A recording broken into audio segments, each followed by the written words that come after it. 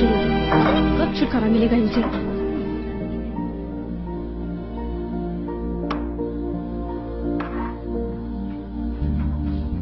रोज रोज का नाटक है। बहू, मेरा चश्मा देखा है कहीं? माँ जी, कितनी बार बोला, आप अपना चश्मा तकिए के नीचे क्यों संभाल के नहीं रखती, हमेशा इधर उधर रख देती हैं।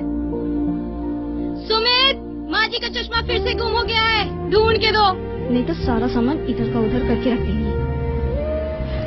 यही तो रखा था। क्या है माँ, क्या हुआ? क्यों अपना सामान रोज इधर उधर रखकर सबको परेशान करती रहती हो? क्या ढूंढ रही हो? बेटा, चश्मा नहीं मिल रहा, वही ढूंढ रही हूँ। माँ, सामने रखा है चश्मा, तुम ना सचमुच अंधी हो गई हो।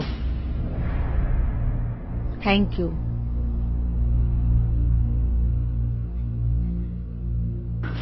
राहुल, बैग पैक किया, टिफिन रखा, पेंसिल कटर सब रख लिया ना? कुछ भूले तो नहीं? अच्छा बेटा, अभी तक नाश्ता नहीं किया, स्कूल बस आ जाएगी, जल्दी करो, चलो। मम्मी, आप कितनी बड़बड़ करती हो, कभी आपसे मुझे छुटकारा मिलेगा?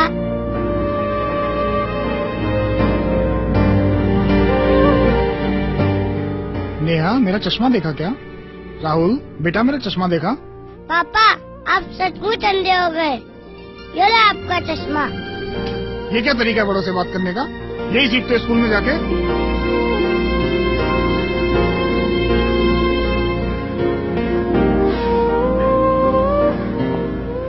पापा, मैं स्कूल में नहीं सीखा, आपसे सीखा हूँ।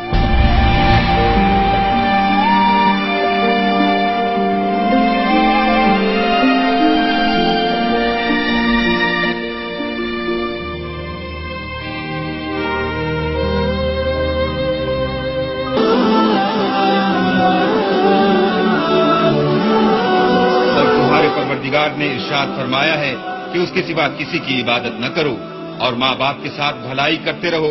अगर उनमें से एक या दोनों तुम्हारे सामने बुढ़ापे को पहुँच जाएं, तो उनको उफ तक न कहना और न उन्हें झिड़कना और उनसे बात अदब के साथ करना और इज्जो नियाज से उनके आगे झुके रहो और उनके हक में दुआ करो कि ऐ परवरदिगार, जैसा उन्होंने मुझे बचपन में शफकत से परवरिश किया है, तू भी उनके हाथ पर रहमत फरमा।